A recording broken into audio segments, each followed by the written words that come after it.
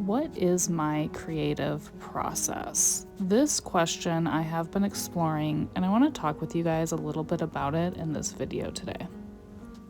I think it's really important as an artist that I am not just creating for the sole purpose of the algorithm or for the end result of a viewer seeing my artwork. So I really wanted to take time and explore my art process. What is my creative process? How do I go from the inspiration, the idea, to creating? And am I only creating artwork because somebody liked a piece I did previously? Or is it coming from like the depths of my soul?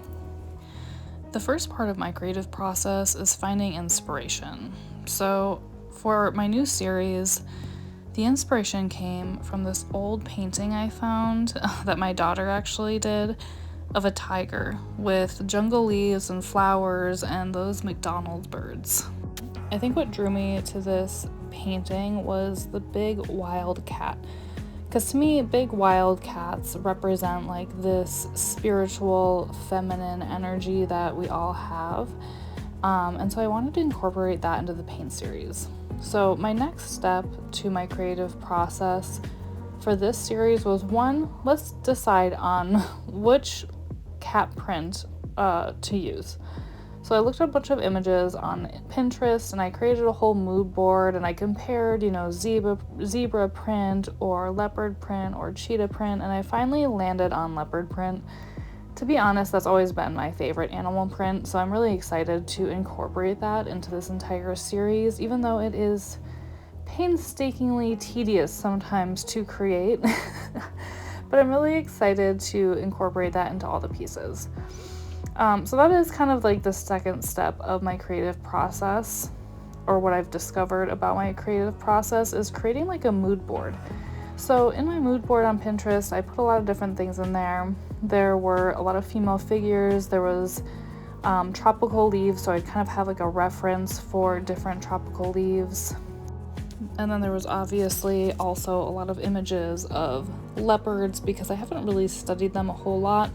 So I wanted to get a lot of reference photos of leopards with different angles, different lighting, so I could kind of play around with how I would want them positioned and also be able to study their pattern on their coat.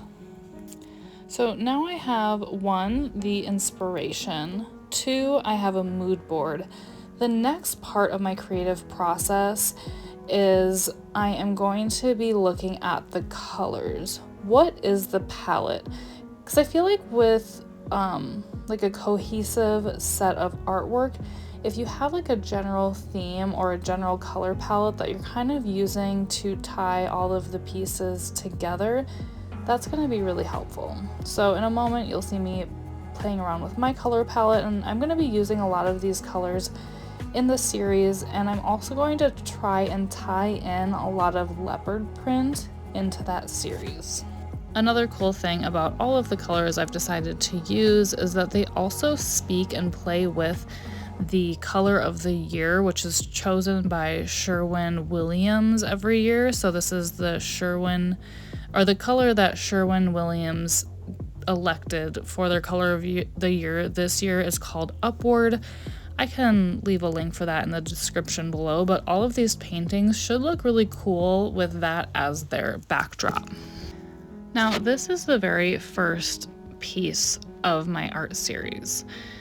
As I create different pieces of artwork, and I think this goes along with my process, I might end up editing some of them out. Like, I really like this piece, but I'm really hoping it also speaks to the rest of the artwork that I create. Because like I said before, I'm gonna have tropical leaves, female figures, leopards, and I'm hoping this like bright orange, I don't know, there's something I really like about it, so I hope it speaks with the rest of the pieces. But I think it's gonna be a trial and error process because I've never done a series quite this big. So I think I'm just gonna have to take it one piece at a time. But I had this really cool image on my mood board in Pinterest of a blood orange cut in half, and I just loved the colors. I loved the contrasting background because the background was like this black, and one of the colors I'm using is going to be like a midnight grayish blue. So I just thought it was a really good opportunity to use those colors together. That really wraps up my art process.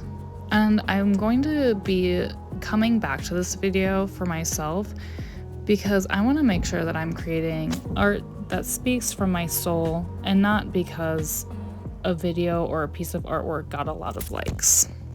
Thank you guys so much for watching, and leave in the comments below, like, what does your art process look like? How do you create? How do you find inspiration for your next piece?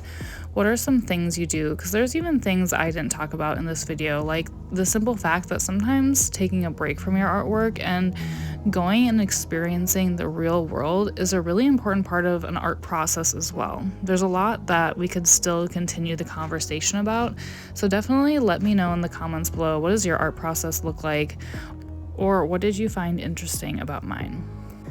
Thank you guys so much for tuning in this week. I really appreciate your support and the community that is growing here on YouTube. I'll see you guys in the next video, and I hope you guys have a great rest of your day. Bye for now.